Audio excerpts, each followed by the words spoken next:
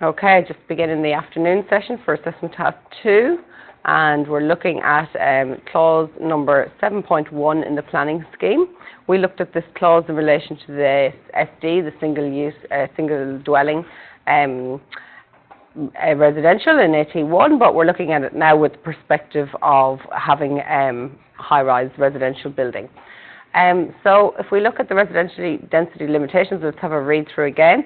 The purpose of this clause is to ensure that residential development is of a density compatible with the existing and planned provision of reticulated services and community facilities. So reticulated services, what's that? Andy, what's reticulated services? Reticulation just basically means like the pipework, the system, okay? So the system or the pipework of the services just means, is this lot, has it got services provided to it? Water, electricity, sewer, and telecommunications. And so we need to look at the density. So is this lot capable of having this building? When we think about, is there capacity to provide all those services to this particular lot? And community facilities, we looked at before, what's in the vicinity, shops, parks, schools, that type of thing. And B, consistent with the land capability, having regard to relevant characteristics, including but not limited to the drainage, slope, seasonal inundation, landforms or soil characteristics, heritage constraints or noise from aircraft operations. So we need to look at the density in relation to all of those things. The maximum number of dwellings may be constructed on this site is determined in accordance with the tables in this clause. So we've got a lot of tables here, A, B, C, D, and E, as the case requires. So it's up to you to select which table is applicable to this application. The consent authority may consent to a development that is not in accordance with subclause 2, this one, if it is satisfied that compliance in other aspects of this planning scheme indicates that the density of the development is appropriate, having regard to the purpose of this clause set out in subclass 1. So if you consider all these aspects, then it's not essential that you comply with the clause 2. Multiple dwellings may be developed on lots in zone H, horticulture and agriculture, provided there will be no more than 2 dwellings on the lot. So that's out in the rural area when you've got larger lots, they may consider providing 2 dwellings. So table A, 7.1.1, dwelling density in certain zones. Okay, so on the left-hand side of the table here, it's going to refer to different zones, and it's telling you how many single dwellings can be on that. And remembering that for the AT1 we used this, we were in zone SD, and we had 1 dwelling per lot. Now that's not applicable to us this time because none of these zones are MR, and we're in MR. So not applicable to us, this table. So we have to go a little further. Table B to clause 7.1.1, dwelling density in zone MR, that's us, other than in Alice Springs. We're not in Alice Springs, are we? So would you think this table is relevant to us? Yes, it's our zone, and we're not in Alice Springs. So what is this table saying to us? It's basically saying, let me see, can I bring it up a bit bigger? It's basically saying the number of stories above ground level. How many stories do we have above ground level?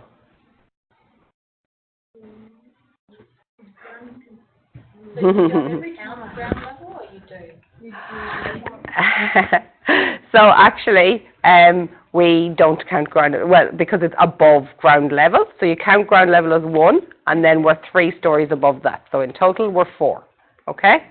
So it's a 4-story building. Ground, first, second, third. 4 stories. Okay? That's how we count. So if we know that we're a 4-story building, this is the maximum height of the building that's allowed, permittable, in zone MR. Okay? If you want to do really high-rise residential, you won't be allowed to do it in MR. There is other zones that do permit it. So that's why we see lots of 4-story buildings in the suburbs surrounding the CBD. You think about Stewart Park, think about Tipperary Waters, Woolner, where this building is located. Purat, there's also a couple of apartment buildings through there. So they're all 4 stories in height. Why do you think they all go for the 4 stories? Why not 2 or 3? You're allowed to have 2 or 3 buildings, 2 or 3 story buildings. Why would you go for 4? If you owned that lot and you wanted to develop it. To maximize the capacity.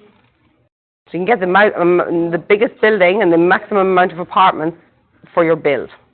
Okay? So just so you note, the planning scheme permits any amount of stories up to 4, but 4 is the max. And that's why we see a lot of 4-story apartment buildings all around Darwin. Okay? And so what does it say? If we know that this is the line we're going to be using out of the table, it says that the maximum amount of stories is that, and then your bedrooms, the minimum square meterage of your actual apartments, if it's a 1-bedroom apartment, the minimum it can be is 85 square meters. The minimum it can be for 130 square meters, or the minimum it can be for a 3-bed. Sorry, that was a 1 or 2-bed, be 85. 3 bedrooms must be a minimum of 130 square meters, and for a 4-bedroom apartment, 140 square meters. Those are minimum square meterages. Why do you think the planning scheme sets a minimum square meterage for apartments? What's it trying to do there?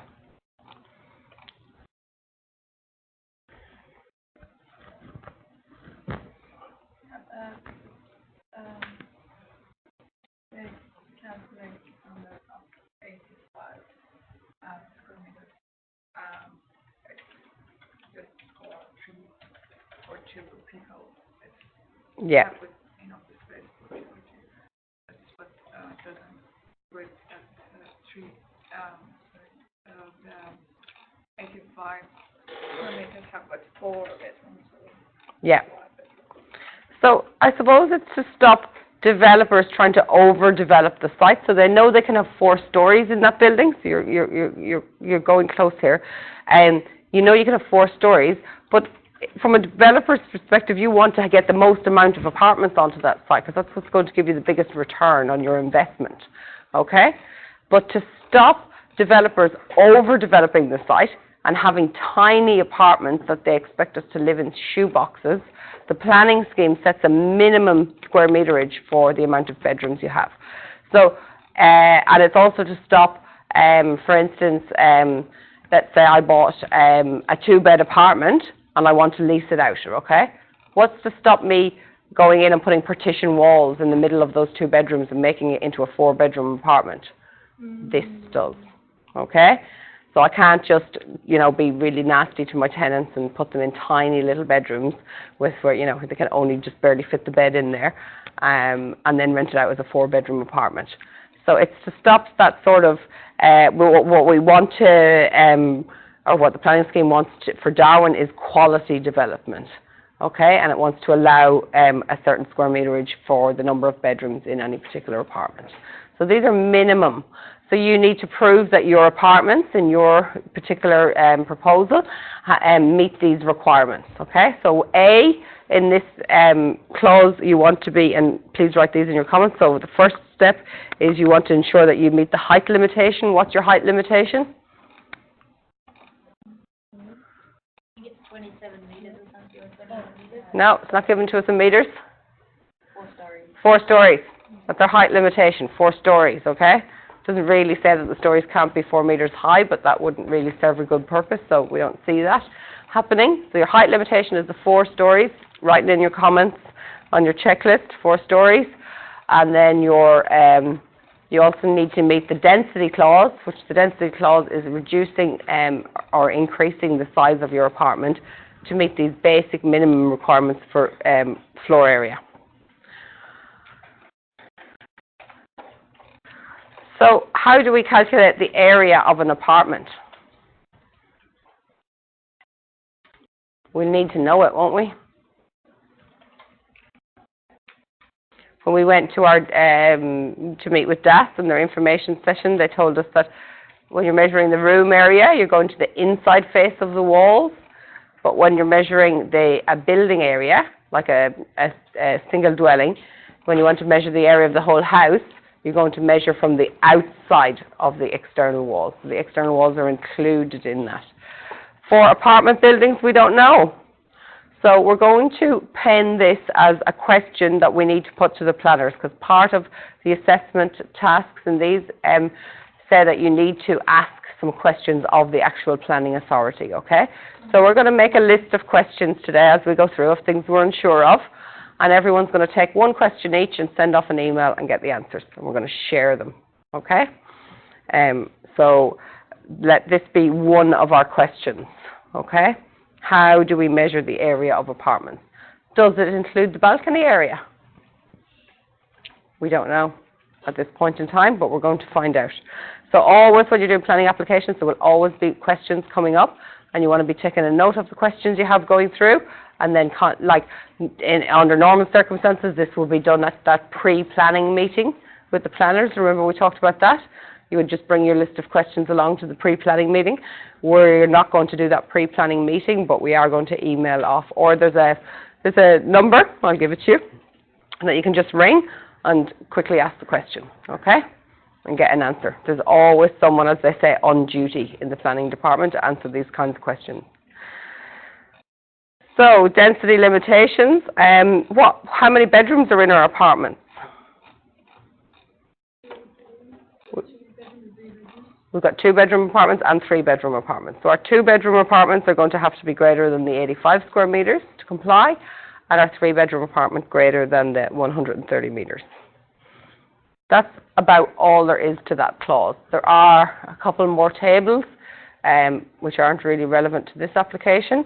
So we've also got the dwelling densities in zone MR and TC in Alice Springs. That's not us.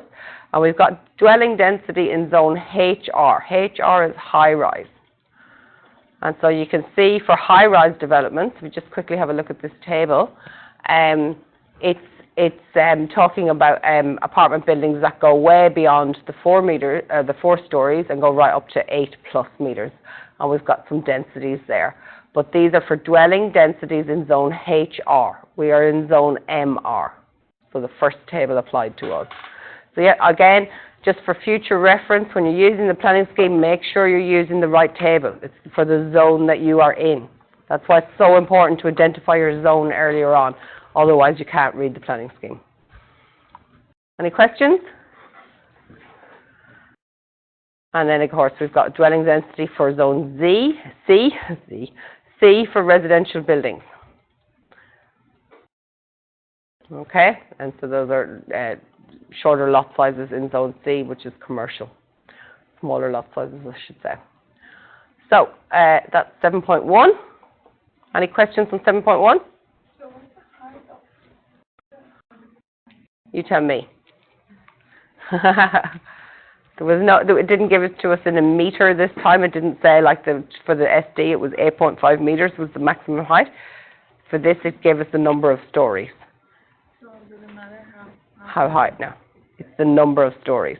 But you won't get developers developing over the minimum heights that they can have, because why would you have an apartment? You could have an apartment that had 3-meter high ceilings, but really, does anybody want to live in an apartment with 4-meter high ceilings?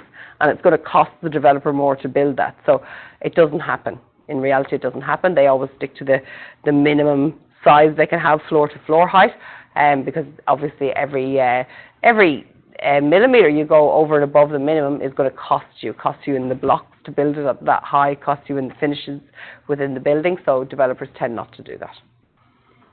So whatever they can make it work at. Most of our high-rise and medium density apartment buildings, they tend not to have ducted air conditioning. So ducted air conditioning is really what dictates the height, the floor-to-floor heights, because if you think about this room and this building, we've got our floor-to-ceiling height, but above the ceiling is the cavity, in this case it's before the roof, but it could be underneath a floor above us. And how big that cavity is between the suspended ceiling, or it could be a plasterboard ceiling, what space that cavity is dictated by the services that you want to put in there. For instance, here where we've got the air conditioning is all ducted throughout, that's why we have all these registers in the ceiling. And this again depends on how far the plant equipment is from the delivery point of that air, and the further away it is, the bigger the ducts have to get to give you the volume of air and the pressures that you need in that system. So that can very quickly in commercial buildings dictate what your floor-to-floor height is. So we have two dimensions there that we think about, floor-to-ceiling and floor-to-floor. Floor-to-floor takes into account the depth of the cavity in between the ceiling space, okay? So in this one, for height, good question. We don't really have a meter that we're using. We just have the 4 stories maximum. And in our building, in our case, we're going to the 4 stories maximum. We do, in our case, on this building, have 4 floors of, we've got 1 floor of car parking, ground floor, and then we've got 3 floors of apartments. What do we have above that? And there's a bit of a fly roof up there, isn't there? We want to be making it very clear that that's not an additional story, and that there's no dwellings housed in that area. It's not, we're not trying to get a sneaky little penthouse apartment up on the top there. We're just putting some plant and a fly roof up there for additional shading. Yeah. So just be careful. And like you can imagine, the planners or the development assessment services, when they see that in elevation or in section, immediately they're going to be thinking, what is going on up on that roof up there? Because the maximum height is 4 stories. Okay, next one we're on to is 7.3. Our favourite building setbacks. 7.1.2, I just thought that might be... Sure. I don't know, a residential building in Zone Is it this one, 7.1.2? Yeah, I don't know. Yes, sorry, actually I do want to read this bit to you. Thank you for reminding me of this.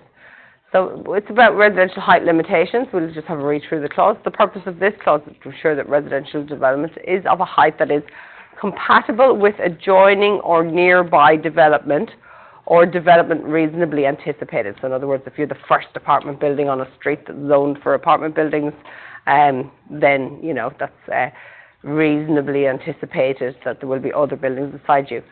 Actually, sorry, I really should have read this one, because you do need to address this in your statement of effect, because there's a big one here that does not unduly overlook adjoining properties, and this is a really big consideration for apartment buildings and where you locate your balconies and windows, so that you want them not to be, so you don't want to nobody wants to live in an apartment building with a balcony here and the next door neighbour's balcony is here, and so when you're all sitting out in the balcony you can nearly hold hands, a bit of Romeo and Juliet going on from balcony to balcony, okay? So you want to stagger those apartments, you want to look at what's already there on the adjoining sites and position your balconies accordingly. The height of a point of a residential building is to be measured from the ground vertically below. We know this one from SD. It doesn't really apply in this instance because we're just going on the 4-story rule. Subject to clause 6.2, the height of residential buildings that may be constructed on a site is to be determined according with the table to this clause, so we'll have a look at the table in a minute. A residential building in zone MR, which we are in, we are zone MR, that abuts land in zone SD. Now we had a look at the zones of the land around us when we had a look at NR maps this morning, and what did we find? We had 2 other zones, adjoining zones. I wrote them up here. We had SD13 and SD. So do we abut land in zone SD? Yes? If that SD is a residential zone, then SD13, then yes. Yes, well we don't know about SD13. It doesn't say SD13, it says in zone SD. So SD, we said it was across the road. Yeah. Have a look at NR maps again. Because abutting is when they're actually touching, isn't it? Do the zones touch? No. Have a look at NR maps. So we're going to say Yes. Because it's like the road, you mean the road? The zone goes to halfway across the road, okay? I reckon this is another question for our planners, so we're going to add that one to the list. I really should write this list down, shouldn't I?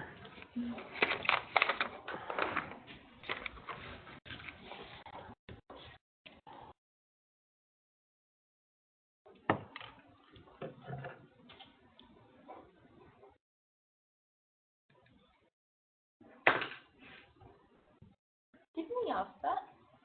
We talked about it in class. I think we have had a brief discussion about it. I'm not going to discuss it again now. We're going to ask the planners.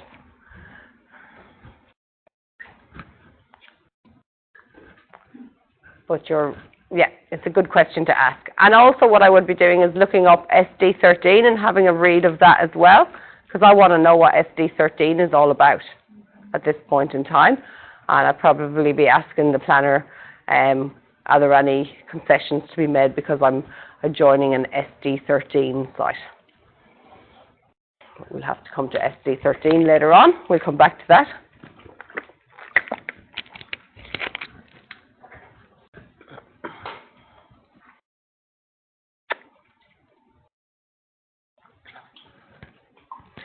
So residential, what is the consequences of this? So a residential building in zone MR that abuts land zoned SD is not to exceed a height of 3 stories above ground level. Subject to clause 6.2, in other circumstances 4 stories above ground level. So you can have 3 or a 4 in there. The consent authority must not consent to a development that is not in accordance with this subclause. So they absolutely cannot. It's not discretionary anymore. They cannot give you consent for that. So the consequence is that if we do abut land zoned in SD, which is to be confirmed, we may have to reduce the height of the building to 3 stories as opposed to 4. There may be a limitation on that there. Okay, and what do you think that is?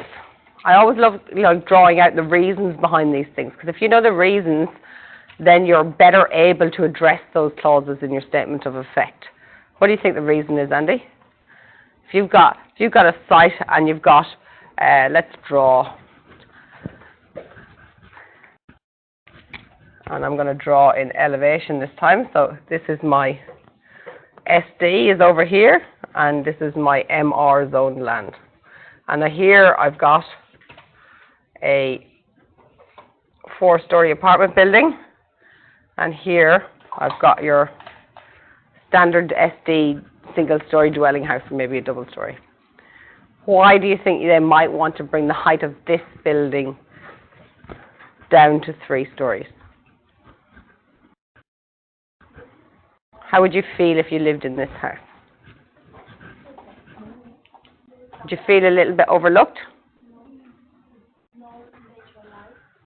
Yeah, it may block your natural light. Yeah, that's another reason. So it's very domineering. Yeah, it's a very high structure to have beside your SD building. So what they're saying is if they can take a level off the top of this and reduce it to 3 stories, they're reducing the negative impacts of that. And so what may happen, I don't want to rub out all them. All this. So let's say,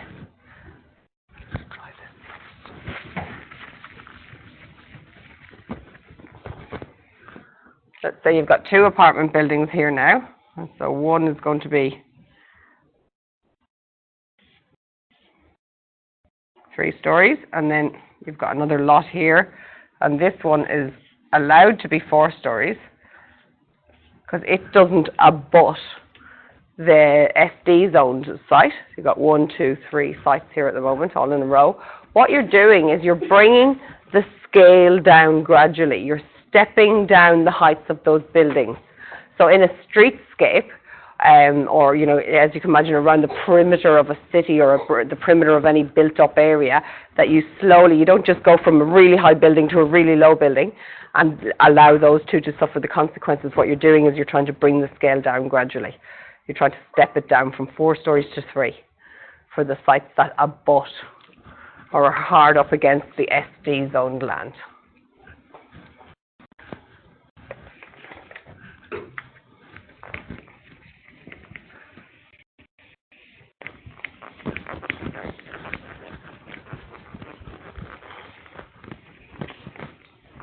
Alrighty, next clause. Now that we've gone through 7.1. And so, yes, and I was do forgive me for skipping that because I really shouldn't, because this clause says it's 7.1. In other words, we have to read 7.1.1 and 7.1.2. They are all applicable. The whole clause is applicable. There's a table there as well, and then it says MR other than in Alice Springs is 4 Is Yep. This is your density table, the 7.1.2, and the table says MR. Our zone is MR, other than in Alice Springs for maximum. Funny, but it's almost pointless table, even mentioning it. This one again? Don't you think? Yeah, because they've already said it in the first But one. if it's the maximum is 4, you can't go over 4 anyway. Yeah. Yes. So this is the table for the density, and the other table we looked at, this is the table for the height, and the other table we looked at was for the density, where it gave us, if you've got 4 stories, you have to have these minimum apartment sizes. Yeah, but I just Yeah. think that the minimum, like, it brings up a clause about if it's above Mhm. a single dwelling Yeah. zone, the requirement's still the same. No, the requirement if it abuts as SD is to be 3 stories max. Doesn't it say unless? Well, it does say unless, yes, there is an unless, Yeah, and there's and lots then of it says unlesses. unless the table says so, and then the table Says 4. it can be 4. Subject to clause 6.2, but clause 6.2 is not here. There is no 6.2. I think this is a typo. I think it's, yeah. I've never seen that enacted. I've seen this part, that it has to be reduced to 3 where it's butted to SD. Yeah, I don't really get this B part because I don't have a clause 6.2.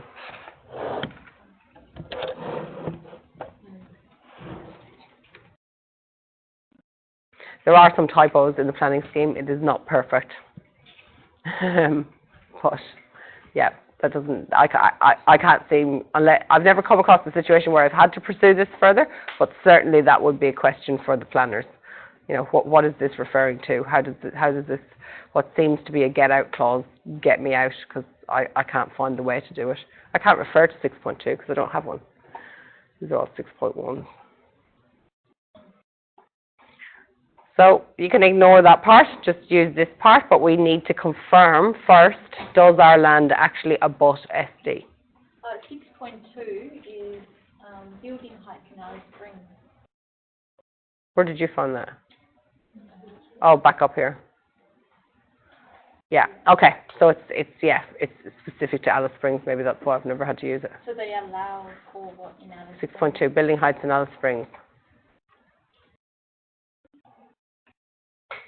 Yeah, so maybe if you abut a zone, an SD zone in Alice Springs, you're still allowed to stay at your 4. Yep. I'm not going to read all this for Alice Springs because it will just confuse everybody.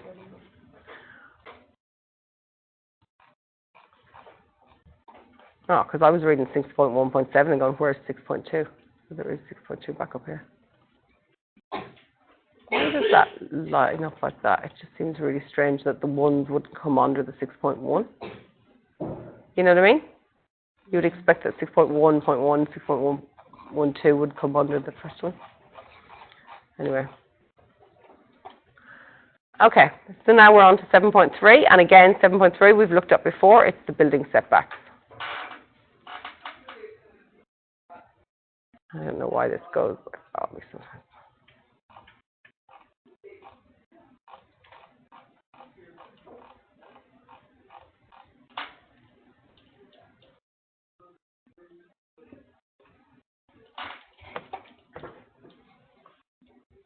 Here's the density table.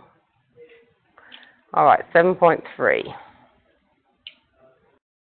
Again, the purpose of this clause is to ensure that residential buildings and ancillary structures are located so that they are compatible with the streetscape and the surrounding development, including residential buildings on the same site, to minimize adverse effects on building massing, the scale of the building. Remember, the mass is the size and the elevation, when viewed from adjoining lands and the street. It's to avoid undue overlooking of adjoining properties and to encourage breeze penetration through and between the buildings. That's why we have the setbacks. I'm just going to go straight down and try and find where we can, so you've all read this already, and some of it doesn't really relate to us, but I suppose number 2 does. In this clause, the ancillary structure includes a carport, garage, pergola, portico, shed sail, and may or may not have external walls.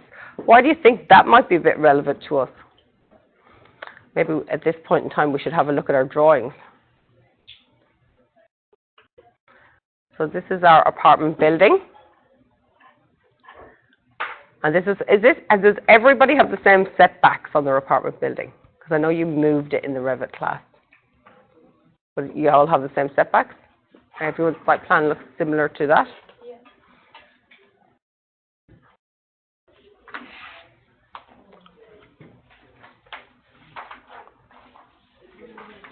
So this line here, what's this line representing? Fence, I think, fence one, and then there's the block work and stuff. Block board. Because when I go back a sheet, oops, Setbacks are massive. yeah, so this line, I need to know exactly what that line is on your drawings, because it's not the property boundary is what I'm trying to get to. No. Okay? No. So if that was the property boundary, we'd probably be in a lot of trouble here, but it's not. It's bigger. This line. Yeah. You find it really strange that they fence off the car park from the rest of the garden. I'm guessing that it's security and safe. Maybe. I don't know why they wouldn't just put a fence line on the property boundary. You can I think clearly what- see the property boundary here. What happened is that apartment is really the Margaret Street apartment, but on Villa Floor block, which is bigger. So. Right, yes. So it isn't real, yeah. Yeah. Because to me it seems like this apartment building is not really taking up the space it could take on this site. So our setbacks, we don't really have anything to worry about here. We seem to be way beyond the distance from the setback. So remembering your setback is to the property boundary, not to any sort of internal fence line that may exist within the building. Okay? So we're going to go back to the planning scheme. We're going to have a look at these setbacks. So again, I'm just going to go, in this one, I'm just going to try and go straight to the table as I can. So this one says in table A, minimum setbacks for 1- and 2-story residential buildings, not all in those zones. That's not for our eyes, not for this application. B is minimum building setbacks. Sorry, I should zoom this in a bit further. Minimum building setbacks for residential over 2 stories in height and associated with other structures in zones other than. So watch this, in zones, sometimes it says in zones and sometimes it says in zones other than. They mean polar opposites to each other. I think it's very unclear the way the scheme is wrote in that regard, but we are certainly a residential building. We're over 2 stories in height and we are in a zone other than CB, CH, A, RR, or L and R. What's our zone? MR. Do you get the other than? Is that clear to you, Nicole? You, Andy? Sharon, yeah? Other than? So zones other than. I do think it's written quite confusingly sometimes, and it can trip people up. So this is our table. So what have we got in terms of setbacks? Remembering your checklist. Making sure you update your checklist for this MR zone and the multiple dwelling use. Our setbacks are going to be 7.5 metres, including verandas, balconies, ancillary structures with external walls. That's to our primary street boundary. And it's 4.5 for other ancillary structures without external walls. We have quite a few ancillary structures around this building without external walls, don't we? We've got all those little shade structures that shade the pedestrian entrance and shade some of the car parking on that lower ground level. So we maybe want to keep that 4.5 metres for ancillary structures in mind. Then to our secondary street, where we don't have one. Do we have a secondary street? How many streets abut this site? Andy? How many streets abut the site? How many streets abut our site? 1. Very good. Yeah, so secondary streets we don't have to worry about. Side and rear lot boundaries for buildings over 2 stories in height. We're over 2 stories in height. So we've got a couple of different things here. We've got 1.5 for non-habitable rooms, habitable rooms without windows and doors facing the subject boundary, verandas and or balconies where the side of the veranda or balcony is fully screened to the subject boundary, and ancillary structures whether with or without external walls, excluding shade sails. Otherwise, our side and rear boundaries need to be 3 metres from the boundary of the lot. When we go to the 3 metre setback, we can have habitable rooms with windows and or doors facing the subject boundary. What do we mean by the subject boundary? What's that? The side boundary is 3 metres. Let me show you what they do sometimes in apartment buildings. I'll show you on the drawings. So if we go further up the building and we have a look at the apartments themselves. So this, for instance, take these windows here, right? So imagine we have a window on this wall of this bedroom, okay?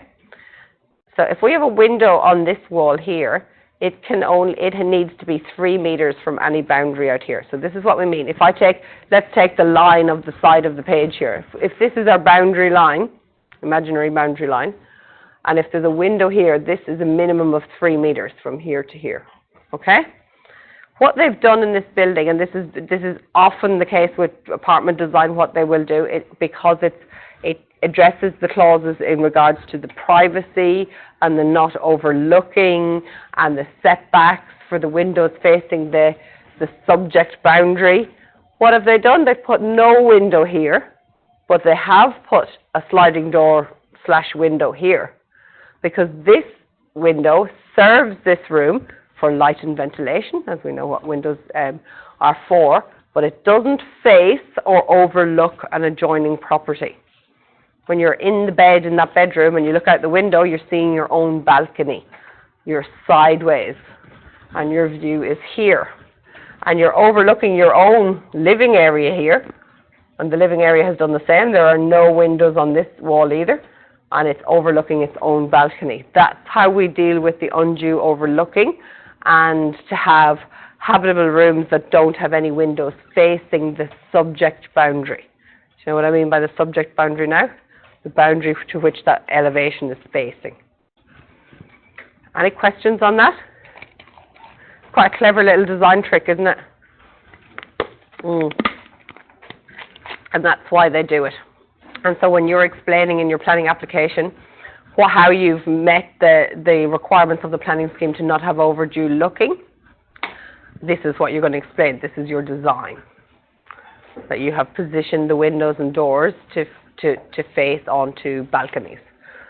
Now, they haven't done it here, but then this window faces out to the road, because this is the road boundary on this side. But they've very much minimized the windows facing out to, especially out on this elevation. No windows at all there. Got some windows on this side elevation, but not on this one. See the way they've got windows in here? But when you're measuring from the boundary, if we take this line as being the boundary to that window, you're taking the depth of the balcony into consideration there as well. Just give everyone a moment to consider that. Think about any questions you might have.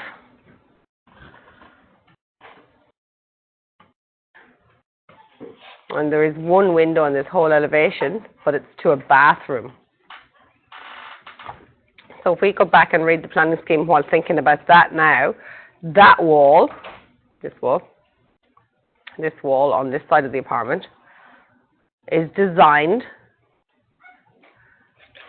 so that it may be only 1.5 metres from a boundary. It's not the case in our application. We're much greater from the boundary than that. But we could actually, because this is a wall with it's got habitable rooms, but without windows or doors facing the subject boundary. It's got verandas or balconies where the side of the veranda or balcony is fully screened to the subject boundary. We didn't really need to do that because of the depth of our balcony itself, and we don't have the ancillary structures. And then on the other two side boundaries, we've got habitable rooms that are more than 3 meters from the subject boundary,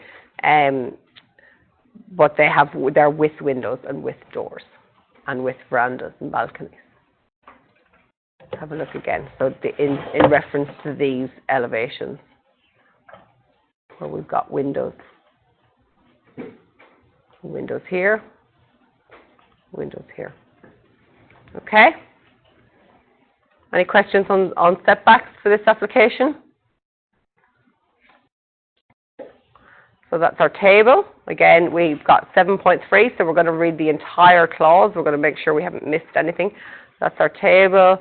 We've got table C, minimum setbacks for residential buildings and associated structures in these zones. Well, we're not in that zone, so that's not applicable to us.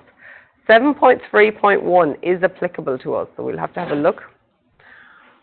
Additional setback requirements for residential buildings longer than 18 meters.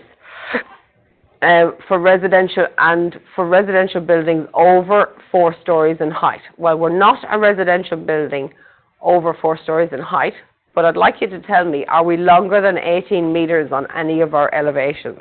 Yes. We are? Yeah. So it looks like it's 31 meters. Mm-hmm. And almost 19 meters wide. Yeah. Okay. So if you've got, and again I'm going to talk about building massing again, if you've got a very long elevation, and that elevation becomes quite dominant on the streetscape. Do you know what I mean by that?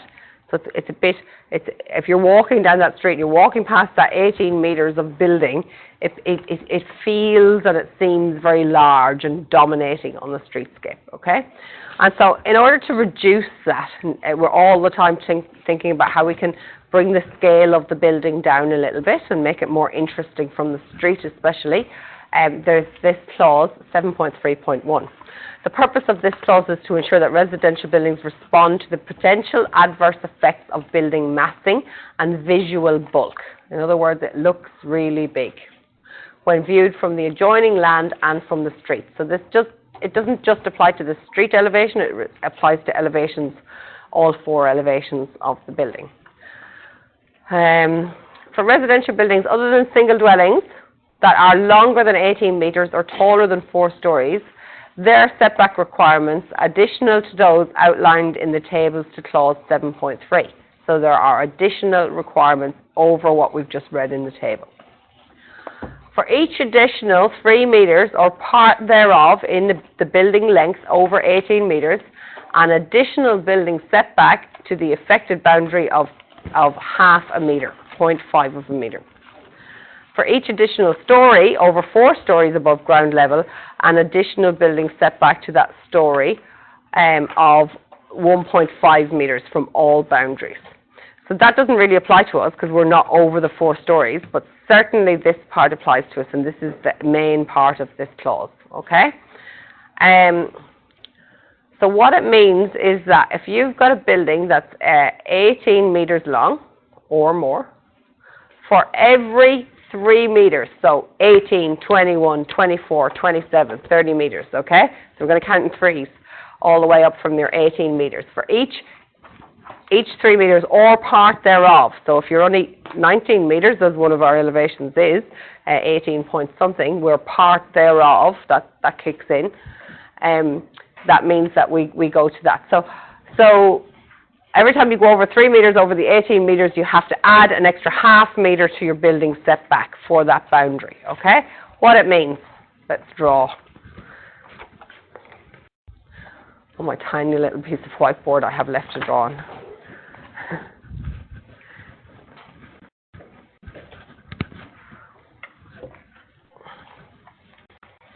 So my building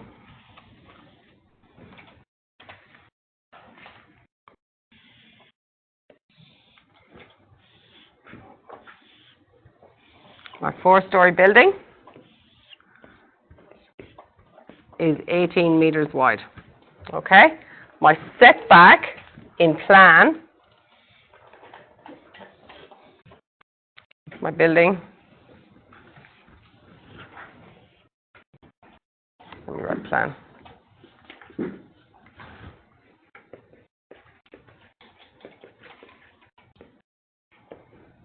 Elevation plan, okay? So if this is my 18 meters here,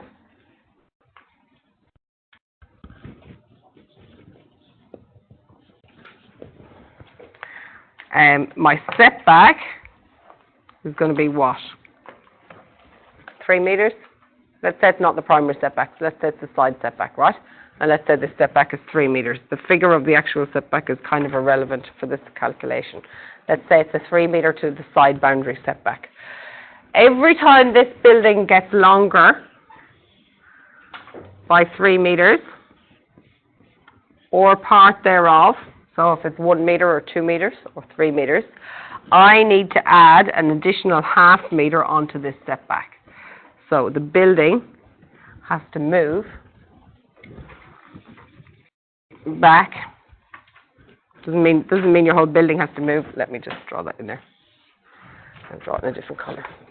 Then a bit better. So the building, in theory, has to do that. It's going to move. And the new setback has to be 3.5 meters.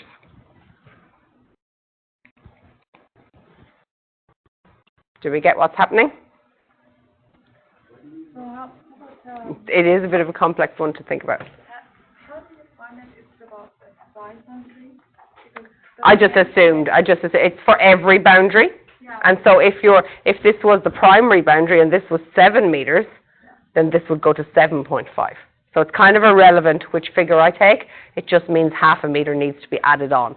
so that 18 meters is about all of the. On all elevations have to be assessed against this. Yes.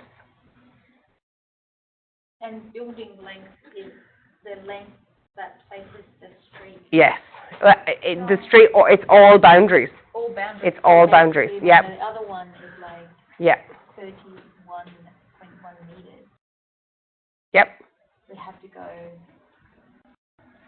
at another Yeah. half So a at meter 31, per so yeah. 3 meters. So at 31, if you've got 31 meter long building, everything over 18 meters is going to count. So we're going to say we've got 13 meters over. We're going to divide the 13 into 3 meter increments. Yeah. So we've got 4.1. And so for every increment or part thereof, so 4.1 will actually equal 5 increments. 2.5 meters So 2.5 meters additional setback each side. each side.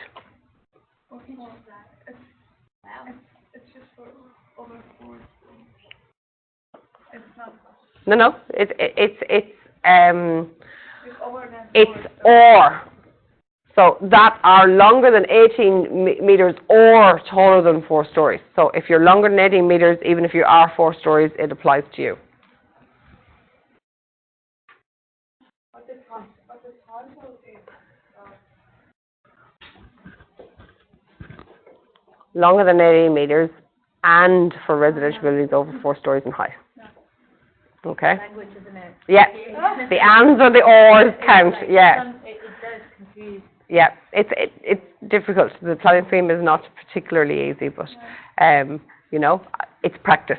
That's all I can say. It's practice, and it's having your pre-planning meeting with the planners so that all these things are highlighted if you've completely ignored it or forgot about it or have never read that part of the planning scheme before, because there's lots of parts that I haven't read. So it'll depend on what applications you're actually doing.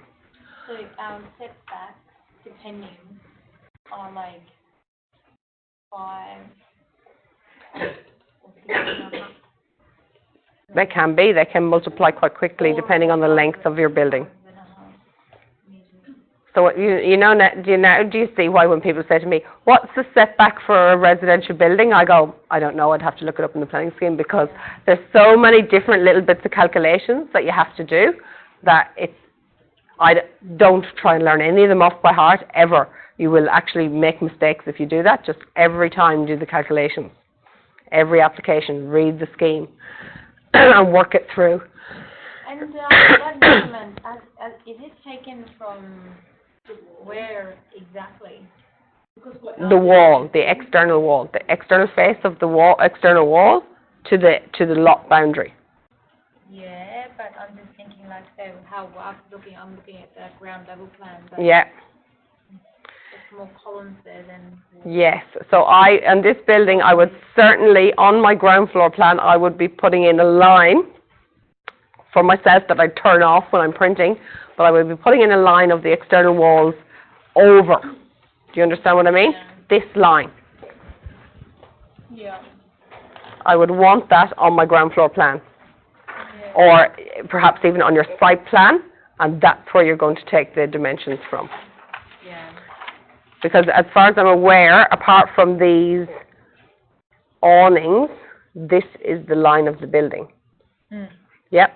Yeah. So it's that line that's really counting. Now remember, I just said a minute ago that we'll come back to this clause because it did say about 4.5 metres from ancillary structures. So remembering that all these shades that you have going on here are actually ancillary structures. So they need to be the 4.5 metres minimum from the setback. Complicated. They don't count in this. They don't count for the 18 metres, no. No. So, and then if you've got, like, oh, I can do it because these only need to be 4.5, well, you're not going to move the awnings away from the building. So the whole thing, you have to, know the position of your building, and I would always do it from the apartments. The ancillary structures, you'll be fine with, really. And if they did encroach the 4.5 metres, I think by the time you've complied with this, they'll be a long way from 4.5 metres away from the boundary. That's what I'm trying to say. So I would do it on the apartment line first, on the external wall line. Not that bad. I think I'm only doing like. I don't believe you've got a non-compliance going on here, but what Yeah, I think it's the walls are actually less. The walls are like 22 meters by 20, yeah. So I think I was looking at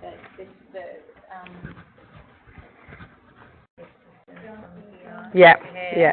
We probably do have a small encroachment here, where this shade comes up to the primary boundary here. If you measure from here back to the shade. Isn't there a shade structure that's coming? Do you have a ground? That one where you've got the shade on it. Shade on it. Yeah. It's I don't have the overlay. So if you've got a roof line of the shade, I think the roof line actually comes out to guide pedestrians through here. So you probably have a small encroachment on the setback there from the primary boundary. Your lot boundary is way over here. So this is your lot boundary here, is it? Yeah. Why does that look a lot less than the one I had up on the screen? What do you mean? It looks like it's a lot closer here. It's still 5 meters. I still think you're going to be okay. It just comes to here. Yeah, I don't know. We'll put that. That's all right, because we have this is part of it because we have to actually work our way up through the planning scheme and actually start putting this information on the drawings. The problem I have is that this doesn't represent my site boundary. I need a line on this one that represents my site boundary. Yeah. So we have to make these drawings a whole lot clearer so a planner is quite easily able to interpret. And we certainly want to be seeing the shade structures on this one, the roof line. So those shade structures need to be shown on this because, but you're right, it won't be from the edge of the roof line that you'll be measuring. It'll be from the structure, from whatever post is there. From whatever wall is. Yes. Wall, It doesn't. Wall. Yeah. So wall. is that This is a wall. fence? Yeah. This is a fence, I believe. This is, Wall there. this is, I don't know why we've got a wall there, but No, but that's a block of wall. Yeah. It could be like a retaining wall, isn't it? No. Oh no, that was you remember it was the existing on Margaret Street? yeah, Existing. yeah. That's a fence. I think we can get rid of this wall because we don't need that wall. That's coming as a sort of layover from another project. So we're going to get rid of that wall at the back of the site. I believe that these are the only. Mhm. walls, actual walls. Yeah. And this one. Yeah. So I think this is the only area up beside the bin enclosure that you're going to have an issue with encroaching a setback. And it really is only going to be encroaching the 4.5 metres for the ancillary structures. So we got like 8.5. Oh, are you still back 8.5 metres there? I thought, Yeah, I because think I it's thought up this to was 3. brought up to here. I think we have to bring that up to there though. Yeah, because this building was put in a different spot. Yeah, In no, Revit. mine goes similar. My driveway is a lot longer, but I just cut it to fit my dimensions. My driveway is actually, Longer here yeah, because I of had to cut here. So, because what they've actually done here in this development, does everybody want to just come over here so we can look at the drawing together? Maybe we'll go and take a set of drawings and sit at the table over there and we can go through the drawings together. Can you just bring a set, please? Bring the set I have.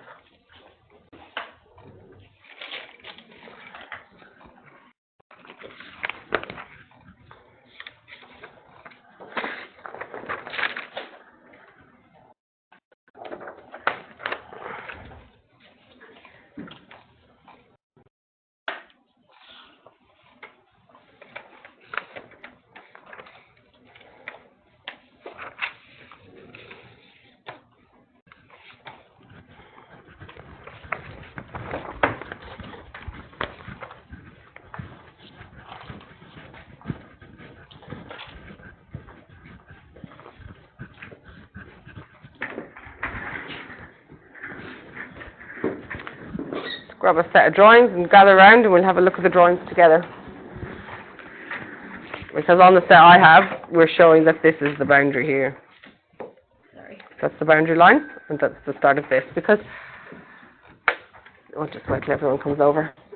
Have we got everyone? Andy, are you coming over?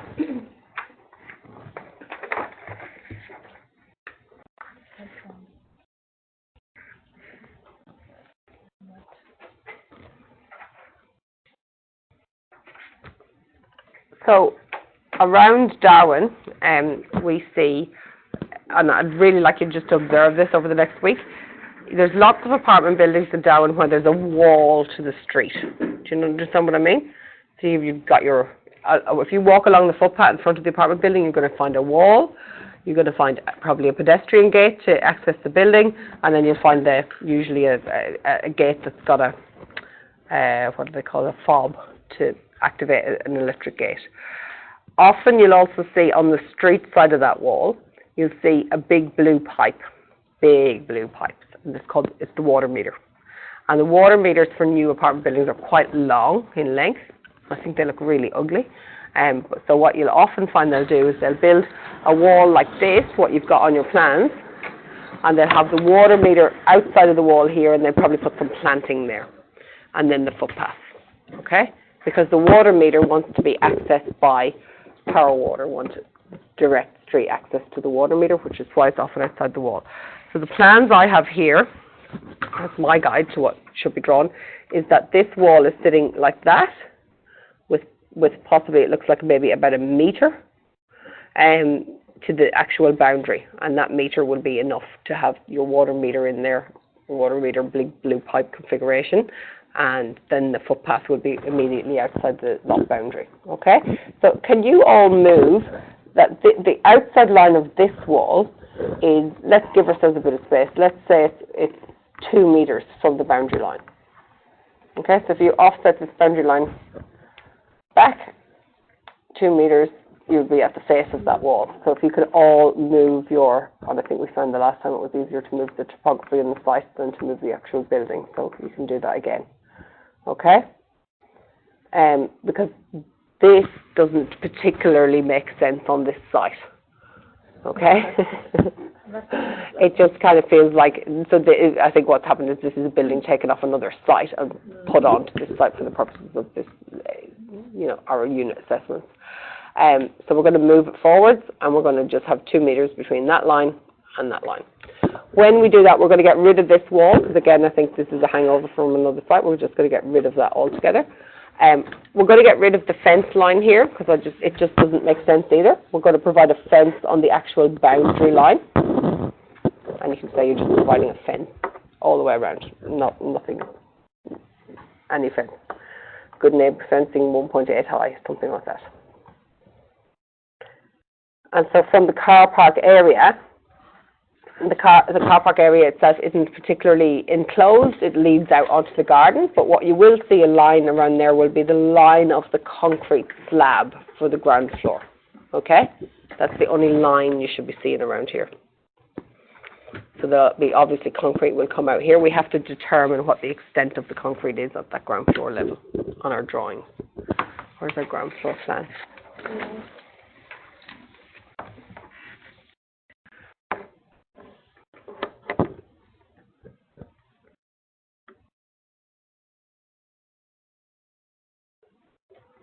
So there's obviously a line here that is indicating the edge of the car park. That's that 1 metre turning part that I was talking about earlier on. And it looks like our slab would do something like that. Maybe coming out here, there's a post there, because this looks like, well, this line now starts to look like the line of the roof over. Do you know what this line is? My slab is a little bit out of whack because I moved it some point and I couldn't move it back. Mm-hmm. This should be like here. So it has shifted a tiny bit.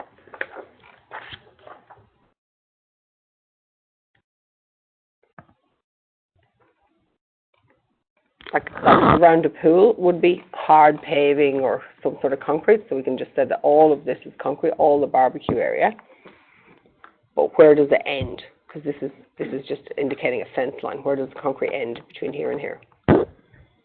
Here, I think it is. Right. Okay. We'll follow this line. This is the concrete line, Yeah. and then there will be concrete on the wall, obviously, but it's going to just follow the line of the car parks around. And then here, when the pedestrians come into this building, they walk through here, and they're intending to walk all the way down here to the lift, isn't that right? Mm-hmm. So the line of concrete here should really probably come out off there to where this fence line is, and line up with this wall here. Can you all see that? I'm saying the line up here. Can I have a pencil? And I'm going to, somebody have a colour? Can I draw on yours? So if we say that our concrete line is going to be taken off that line there,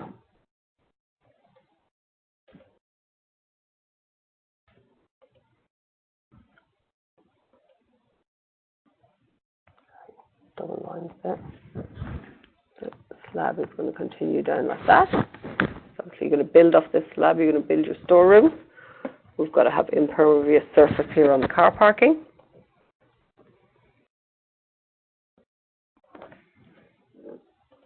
Yeah, you've got two posts here that I'm not quite sure why they're out there.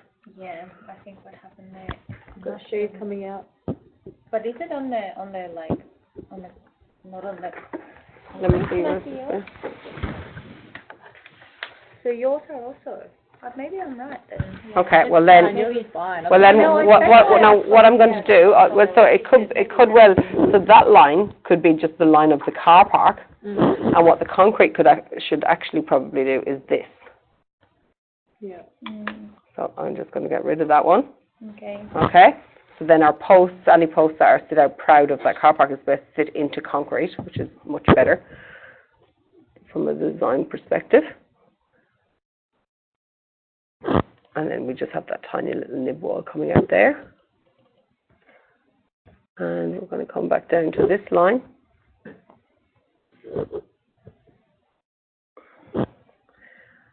Now, I totally believe that there's no way you put planting on this side of a pool. You would always have a concrete surround to a pool. The pool man will not thank you for giving him grass on the edge of the pool, and neither will anyone want to use it. So maybe we'll just bring that line like this. Maybe, actually, let's do it like this.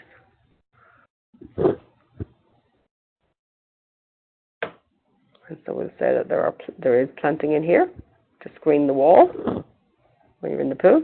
And this also becomes a bit of planting around here. Could we keep this fence at least, or no? Nope. The enclosure? Is Nope. enclosed area? Let's get rid of it. Keep it all open. Well, we have to put a fence around the pool. Yeah. Yep. So, perhaps you're right. Perhaps we just do the pool fence then here. Yeah.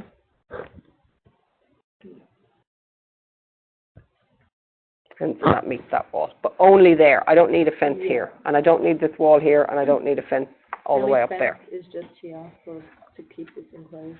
Yeah. Now, do we think on the edge of the concrete here we might have a fence? So I suppose when you're walking into the building, if we think about it as an entrance, if you walk in through sort of an enclosure here and you've got a gate here, it may feel a bit threatening, I suppose, if you're on your own late at night and you're walking into your apartment building if you don't have a fence here. But if you got a fence here.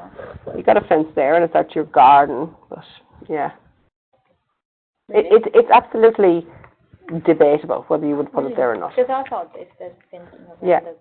So how far away? This is approximately, what, 6 meters or something like that. So you're going to have a fence here, you're going to have bushes and garden up along here. I suppose people just feel more secure if there's a fence there that nobody can jump out of the garden bushes at them. I think we'll leave it off for now, to be honest. Question. Yeah, I don't know if I'm going to make sense right now or not. doesn't matter. Coming through there, Mm-hmm. was there going to be any fencing coming through here to stop people from coming Well, out? of Because course. there's just security gate there. Yeah. Why would? Well, yeah, that's what I mean. Because someone walk in from the street there. Yeah. So actually, what I would do is so this building, this fence line is set back, or this wall is set back 2 meters from the boundary here. So if we bring that wall out, it seems to line up with there. Not really. Ruler here and there.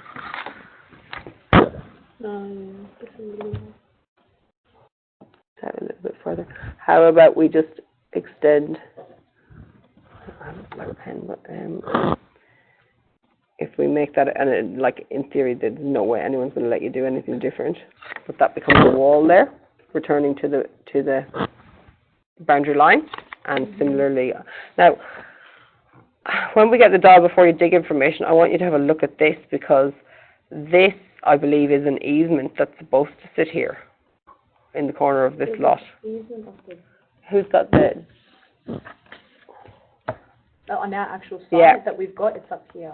It's Where here. On the previous one, it was in the corner somewhere. Okay. Which is where that was.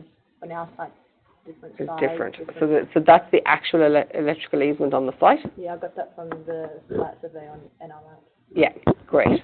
So that easement is going to sit in behind here. So I'm going to take it all back. We can't have a blockwork wall there. But why? Because power water needs to access the easement. You understand? So we probably have a blockwork wall here, and maybe dividing off the easement. So if this area is just the easement, then maybe we continue the wall here. Or it follows this line. We have to follow this line. Yeah. This is our boundary, this line. So we just follow the line of the boundary when we get it onto our drawings. And we follow the line of the boundary and we make it match up with here. And we create an entrance here, a pedestrian entrance. And this part of the site remains open to the street, the easement. Okay? So if I draw it on this, we're going to end up with a wall doing this. And then as you pull the building closer, there's also going to be the wall, which is this wall here, is going to end up going out like that to the boundary. And then your easement is in there. Yeah, and this becomes your pedestrian entrance. So our line of concrete then, so when we get out here, so the line of concrete is going to be right onto the boundary here. Okay, so if this is our boundary line,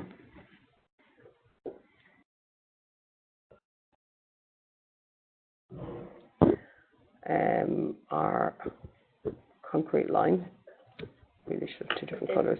2 meters between. 2 meters here on this wall. Oh, okay. So yeah, you're right. So the concrete line is doing something like this, and then of course it's going to meet the crossover, Concrete line. and it's going to do this. I'm lost. Sorry, concrete line. So the line we were drawing here all along was the line of the concrete. Where is there going to be concrete in this development? You know, when you draw that ground floor slab, where do you draw it? Because the lines on this are a bit merged. But shouldn't there be like up until here? Yep, One this is thing. concrete. Yeah. This is concrete. And this is going to be concrete because you're going to have to put concrete underneath this wall and underneath the water meter in here. Oh, okay. So you're going to have a line that just follows the boundary line. It just seems to be a bit off where I've got my boundary line. But you're right. This is going to be 2 meters. Yeah. Okay? So wherever that is, and the line will follow through on this side. I've just drawn it a bit off there. This is the boundary line, but we're going to pull the building closer to be 2 meters. So from this wall here, the face of that wall to the boundary line, I want it to be 2 meters. Because it's a bit off. The building would never sit in the middle of the site like that. You would have, you know, how are people going to walk to this pedestrian entrance across here? Like, and people don't want to walk through the gardens to get to their entrance. If it's wet or anything, they just want to be coming off the footpath into this sheltered area as the pedestrian entrance.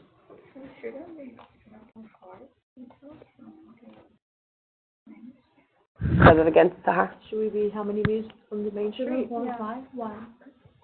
No. The building, the actual. Yeah, so the building itself, we have to think about that. ancillary, isn't it? Yeah, so this is ancillary.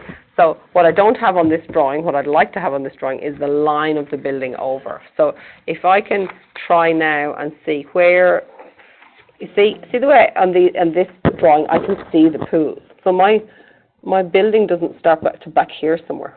You understand?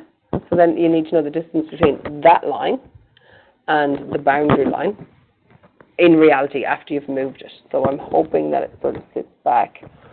Where's that pool? That's a terrible indication of pool there.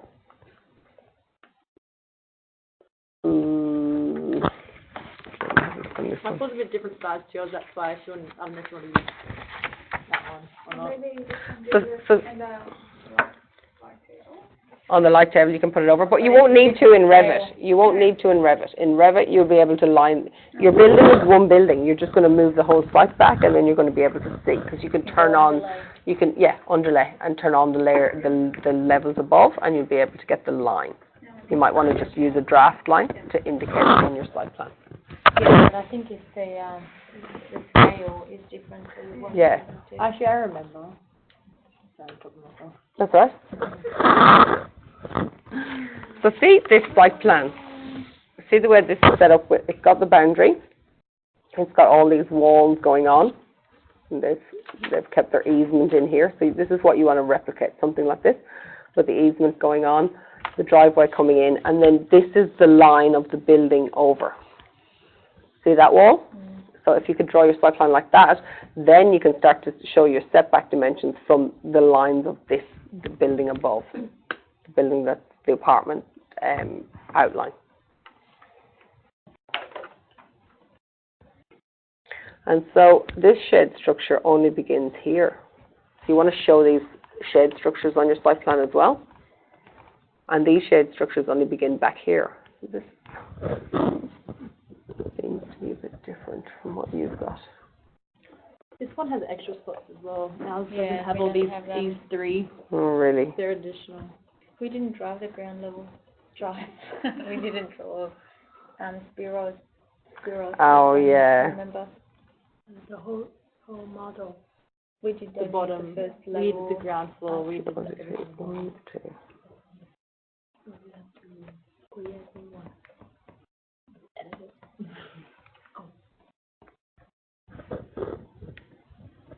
Where's the bin enclosure on this one now?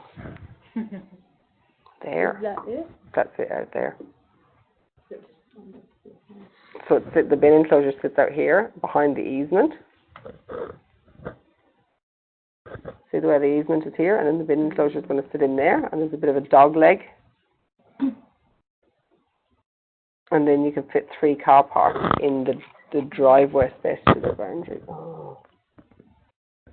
But those 3 car parks are sitting directly across from this line. Oh. Let's just get somewhere. See.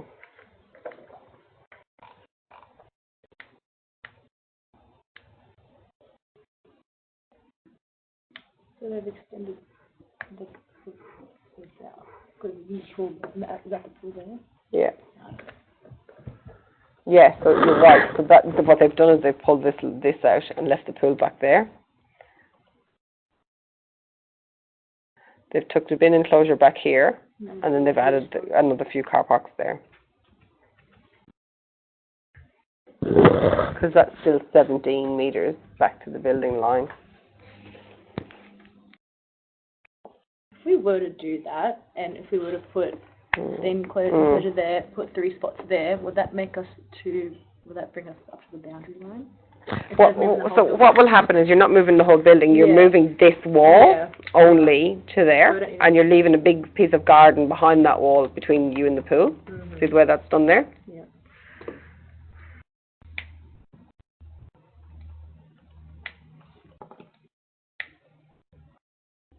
Yeah, okay. And then the bin enclosure just goes in behind the easement, and you just do a pedestrian entrance, and it comes in around the back, in underneath this shade structure. No, is it just too confused? Or, yes, I can do this. No, it's fine, like this. It's very confusing what you guys are doing. Well, not you guys. That's the rest of them. Don't worry about it then, because really you're not moving the building. All you're doing is moving these walls forward. Extending them. Okay? And then you're going to create this area of easement and walls from the boundary back to your building. You're actually not you're moving less this way. Moving less, it's easier. It's just get rid of the big enclosure. Redraw it in behind the easement, like this. I feel better doing that. Yep. And then we get 3 extra car spaces like we wanted for, Visitor car parking. Yep. Yeah, because there's the ones there. Yep. One like there, how many visitors Yeah. gotta So I would put this as a disabled accessible car park, and I would leave it in this area beside the stairs, because you always put your disabled accessible car park as close to the entrance as possible. They get priority. So I would probably leave that one as the disabled accessible, and then all the others are for the apartments, and then we've got 3 visitor ones between 9 and the boundary. You may get 4 in, remembering what I said about the 3 metre buffer zone for your landscaping, because that looks like it comes way too close there. And then you just create some walls and an entrance in here so that pedestrians get in underneath the shade cover of this. Are we just gonna make it up? However we want. would it only be exactly identical? Is that No, they don't need to be. Doesn't matter, Doesn't really matter. Roughly, because there's movement there. Yeah, you need to put the easement identical. You need to have your boundary walls around the easement, blocking it off. You can just create the bin enclosure back there, Yeah. and then you both create the your same, like one of them. And I don't really need your pedestrian entrance to do this sort of zigzaggy thing. In fact, I hate it. So, put it straight in, as long as it's not taking the corner off the... So I would try and line up my pedestrian entrance at the back of the car park here, so that becomes one straight walk through. I hate it because when you put people in mazes, they get lost, and their perception of the building is awful. I have a friend who lives in an apartment building in town, and honestly, every time I go there, I don't know which way to get out of the building. And I just, who did this, you know? Yeah, like it's insane. You have to walk around through the car park, past the bins to get to the elevator.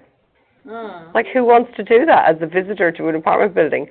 You actually feel pretty vulnerable, because you're completely obscured from the street view when you go around the back of this wall to find where the elevators are. They actually have all got all these signs up on the wall, because there's obviously loads of people affected by it. And the sign does a stupid, like, arrow that goes around 5 corners before it tells you where you're going. Yeah. God, don't do that. Don't do that. So don't do that. Yeah. So if you line up your other car parks with these ones, then your entrance should just come straight in. So you want to make sure you've got enough room between the easement edge and the line of car parks to have a pedestrian entrance. Pedestrian entrance for an apartment building, look at minimum is 900 mil, but that's really tight for 2 people to pass. I would certainly say 1200, 1500, even 2 meters is a lovely big wide entrance for people. The only problem with making pedestrian entrances too wide is that some people decide they like to drive their motorbike or their car in there then, and then you end up with bollards and all these things. So, 1,500 is a good width. People try not to get cars into 1,500 spaces. Yeah. So, my husband's a little bit involved with the Plenty last year, the organising it. And so they've made some lovely big wide disabled accessible entrances to the Esplanade. The festival's always held on the Esplanade. So they are about 2 metres wide, right, and the ramps. And so with all the heightened security all over the world for large gatherings of people, the security company came in and said, oh no, you can't have them as pedestrian entrances because somebody could theoretically drive their car through the crowd. They could drive the car in and do it. So then they decided to block up all the pedestrian entrances with other cars because they thought a car was a great way of stopping a car to come in. And when I went down, I went, so where's all the disabled people supposed to push their wheelchairs in, and where's all the women with their pushchairs? Because they blocked off anything that could be used as any sort of wide ramped entrance. So one thing led to another. So yeah. So I try and keep my pedestrian entrance about 1,500 for that reason, because it's a bit too narrow for a car. Because people do try and park cars in all sorts of strange places. If you don't provide any visitor parking, that's where the visitors will park. So, Darwin, they like to drive their utes up on the grass and all sorts of places.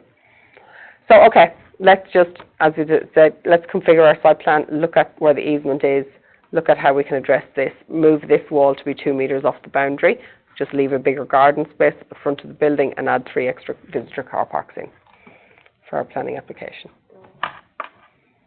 And define a ground line and make sure you put a line on your site plan that reflects this line of the building over. Because remembering what the purpose of the application is to show the planner that we're meeting those setback requirements. If we don't have that line on the drawing, we can't actually demonstrate that on the drawing.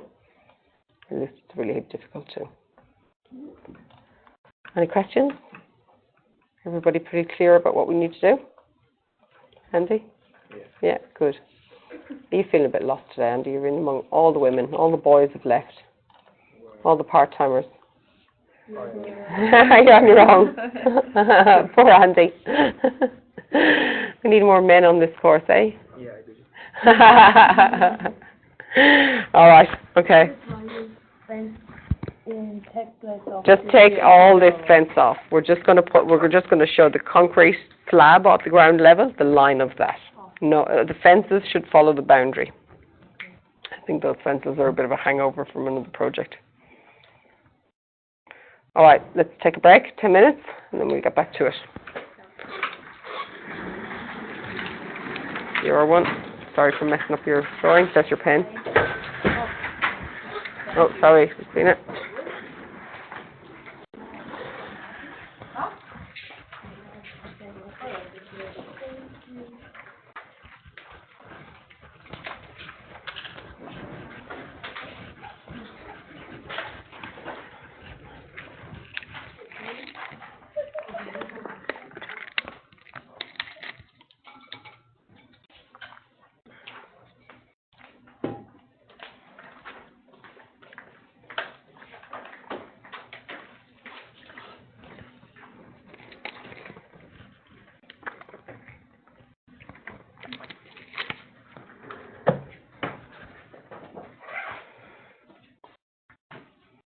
All right, so we'll go back to looking now that we've had a look at the drawings and what we need to do in terms of where the building should be.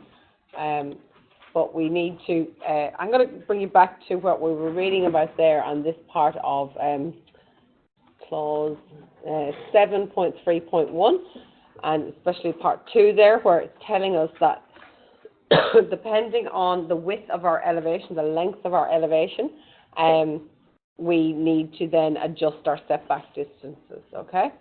So I'm going to leave that part of it for you guys to work out on your own, okay? So measuring the length of your building and then adjusting your setbacks accordingly, okay? So the best way to demonstrate that in your statement of effects is a good table, and in one column of the table might say the actual length of that elevation, And the next column might say the proposed setback in the planning scheme, so whatever it was originally, whether it was 3 metres or 7 metres for the primary boundary, and then adding on the additional 0.5 for every additional 3 metres length to the elevation over 18 metres. Do you understand how to do that? Any questions on that? Again? Okay. So we're going to make a table in our statement of effect. The table is going to say, in the first instance, what the primary setback and the side setback is required from the table in the planning scheme. So let's go back up and look at that table so everyone knows what we're referring to. So this is the right table, I believe. Over 2 stories in height, and it's table B to clause 7.3. Building setbacks, residential buildings over 2 stories in height and associated in zones other than, and you have the list of zones there. Our primary setback is 7.5 metres and 4.5 for ancillary structures. Our side and rear setback is, there's 2 different parts to it there. You've got a 1.5 for these particular eventualities and 3 metres for the normal habitable rooms with windows, okay? So you're going to write all these and make a table with saying your primary and your setbacks. And then you're going to have another column in that table that's going to say the width of your elevation, okay? Your north, south, east and west elevations and what their widths are. And then you're going to add on half a metre to the required setbacks for every 3 metre increment added on to your elevation. You understand this bit? Everybody get this bit. So for every 3 metres over the 18 metres width of your elevation, for every 3 metres more that your building actually is, then you're going to have an extra 3 metres. You're going to add an extra half a metre onto the required setback. Do the calculation for what the setback requirement actually is for this building. And then you're going to say whether it complies or not. I do believe, apart from some shade structures, that this is a fully compliant application. But we do need to work that out and prove to the planners that we're fully compliant. Have a go, okay? We could sit here and all work it out together and draw up a table and all, but I think it's better if you all have a go yourself, and then we work on it individually to see how we can rectify that. I don't fully expect you to get it perfect first time round, but have a go. It will teach you. All right, we're going to go on to 7.4. I'm just going to keep going down through this to make sure I haven't missed anything. Table C, we said was non-applicable. 7.3.1, we've just read through. So we should keep going with this. So the length of the building excludes verandas, balconies, carports, porticos, and are integral into the residential building design and fully open to the affected boundaries. So when we take the length of the building, we're only looking at the length of the enclosed parts of the building, not the verandas and shade structures and add-ons that we might see around the outside. The length, this length, that's going to determine the setback is only the enclosed part of the building. No part of a residential building is required to exceed a building setback of 10.5 metres. So if you had a building that went on for, 100 and something metres, your setback would be incrementally every 3 metres going further and further back, but you stop at 10.5 metres. That's the maximum setback, okay? There's never a requirement to have a setback beyond that. The consent authority may consent to a development that is not in accordance with subclause 2 if it is satisfied the design of the development adequately mitigates the adverse effects of building massing and visual bulk that may arise from non-conformity with subclause 2. So you could get out of this, you could get out of jail free card for this if you had done something else to the design to mitigate the building's effects of building massing. So that's very vague, and it just kind of means that if you do something super extraordinary. For instance, if you had a building, do you remember when we were in Cullen Bay, we looked at that building that was very much terraced all the way back? It had that amazing sort of drainage system that must look like a nice waterfall. Do you remember that building in Cullen Bay? That building did amazing architectural, design to reduce its mass because it's so terraced back into the hillside. So maybe something along that level might mitigate for having such the extra half a metre added onto the setback because it's so terraced. Yeah, because it's already stepping back at each level. So that maybe is what that's referring to. Okay, 7.3.2. The distance between residential buildings on one site. Do we have more than one residential building on our site? No, not applicable to us. So this might certainly come into play. As remember this morning I said it's a group of residential buildings and they could be like pods all around the swimming pool rather than just in a high-rise building.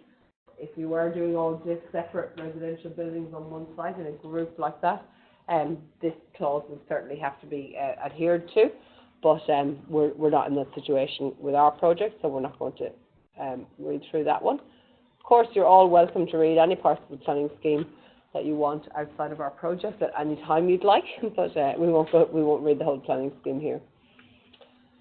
So 7.3.3, reduce setbacks for single dwellings on lots less than 600 square metres, but not less than 300 square metres.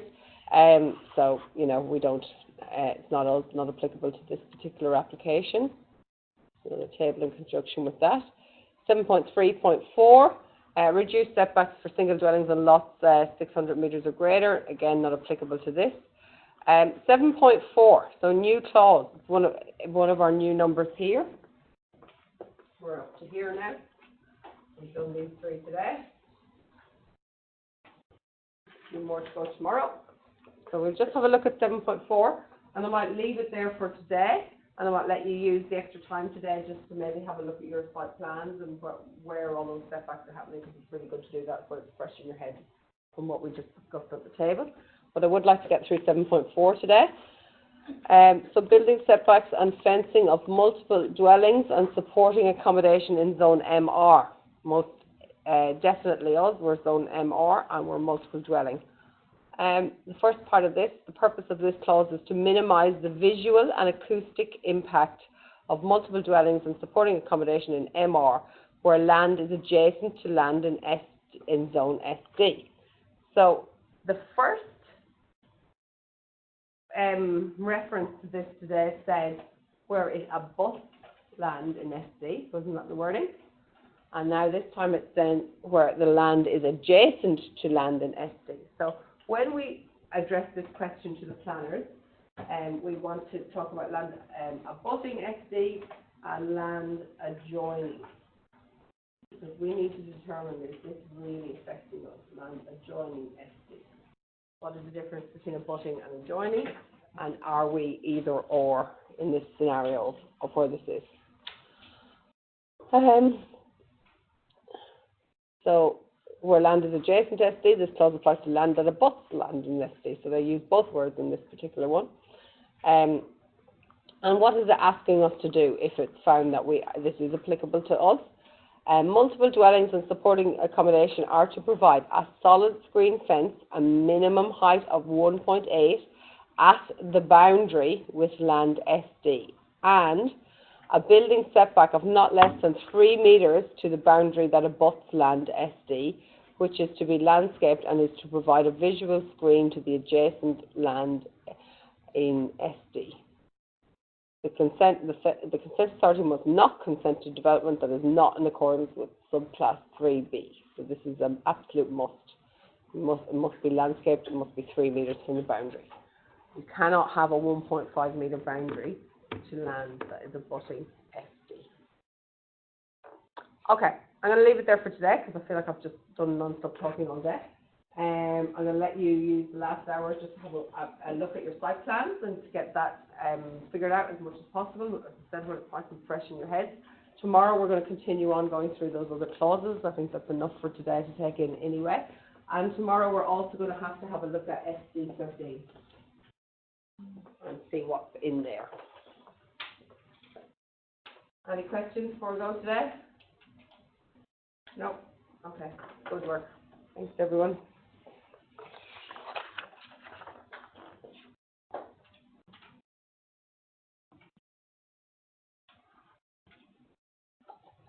I'll respond to your request for information too.